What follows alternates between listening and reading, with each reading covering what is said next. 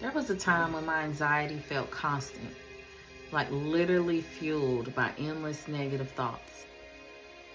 Learning to watch them created a space I never even knew existed. And I want to share that practice with you guys in hopes that it can assist you and help change the whole trajectory of your life as well. The technique that I am referring to is watching your thoughts. The purpose of watching your thoughts is to put you in a position where you detach yourself from your thoughts. Thoughts are just thoughts. But the problem is that we have a thought and we decide to attach ourselves to it.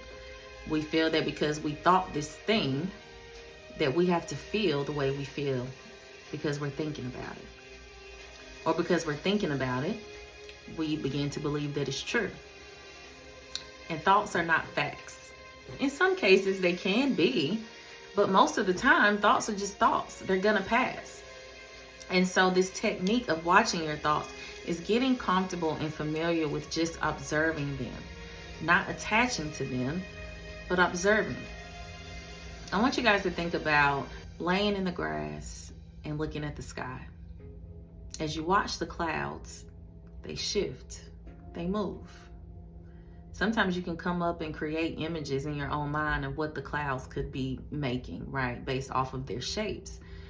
But ultimately, they're constantly changing. You could be staring at a few clouds and before you know it, it's a whole new configuration.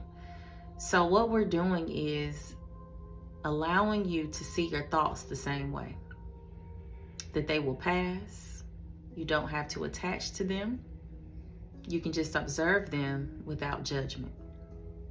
Now, I want to give you guys some tips on how you can do this because it's not going to be easy. Nothing is easy that's worth having, right? So I want you guys to remember that when you begin to start practicing these tools that I am going to provide for you so that you can begin to make this a daily practice. One technique that can help you with watching your thoughts could be practicing more mindfulness. Mindfulness looks like taking a deep breath, or even 2, or even 5, or even 10. And there's different breathing exercises that you can apply, but we want to keep it simple right now. I don't want to get you guys in a space of overthinking, which we're trying to get away from. We want to keep it simple. So I just want you to think about or practice, not even think about, I want you to practice and actually do it. I want you to take 3 deep breaths. And let's go ahead and do it together. We're going to inhale for 2 seconds. Exhale for 2 seconds. We're going to do 3 deep breaths. Let's go ahead and begin. Inhale.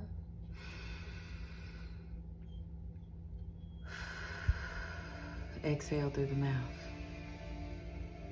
Inhale.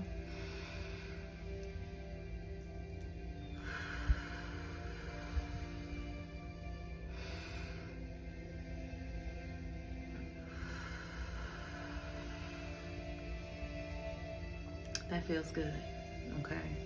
That feels really, really good. I hope you guys enjoyed that and stuck around to do this practice of 3 deep breaths.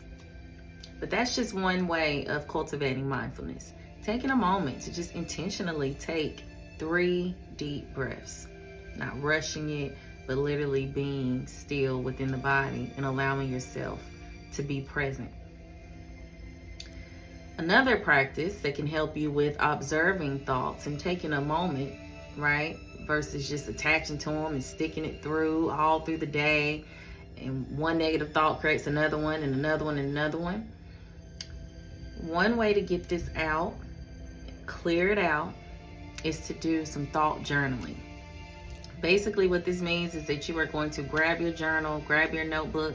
Hell, you can even grab a piece of paper if you don't have none of that nearby, but you know that you are dealing with an excessive amount of overthinking and experiencing a lot of negative thoughts. What you're going to do is lay them all out on that piece of paper. You're not going to be trying to sugarcoat anything, making it sound nice.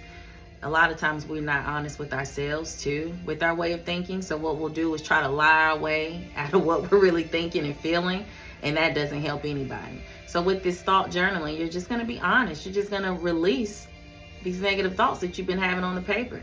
I feel unworthy. I feel ugly. I've gained 20 pounds. I do not feel like myself in my body. I hate my body. Whatever that is coming up internally, that is fueling these low vibrational emotions that you've been having, which is fear, anger, disappointment, sadness, depression, anxiety, all those things, you're just going to release it onto that paper. Once you release it onto that paper, you can rip it up, you can flush it down the toilet, you can throw it away. But what you're doing is making space and giving yourself permission to release the thoughts that are no longer serving you. Another important thing to do is label the thoughts that you're having.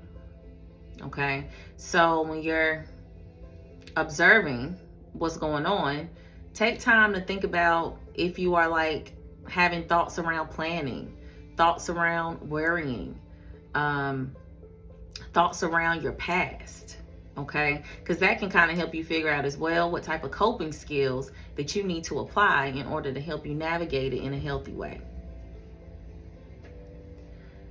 This is a big one, which is why I really love mindfulness practices and taking the deep breaths, is that you want to do a body scan. You want to pay attention to what you're feeling within your body as you're having these thoughts. You know, are you feeling it in your heart? Are you feeling it in your head? Okay, in your legs, in your gut, your knees, your feet. You know, you want to take time to see how you can kind of anchor in these sensations that you're feeling in your body by doing something that can help bring you relief. Okay, this is what's going to help you detach the mind from the body. Okay, or connecting mind and body together. Something I want you guys to be mindful of, and I'm piggybacking off of the fact that implementing this new practice into your daily life won't be easy, is to remember to have patience, self-compassion, and giving yourself grace. Because if you don't give yourself these things, you're only going to be hard on yourself, and you will only continue to repeat the same cycles that you are trying to break and get away from. So be gentle with yourself. Don't get upset because you've tried to do these practices a few times. It's only been a week, 2 weeks, you're not feeling better. Healing takes time. It's not linear. But my biggest advice is to be present. Okay? Prioritize yourself and be mindful of the things that's happening in your life that are no longer serving you. I really, really hope that these practices can help enlighten you and inspire you to, shift your perspective and to see things differently, and always knowing that there's always another way to do things. Where you are right now is not where you have to stay. I'm Alexus Divine. I'm a licensed clinical mental health counselor and a national certified counselor, and I really hope that these tools can assist you. I'll see you on the next video.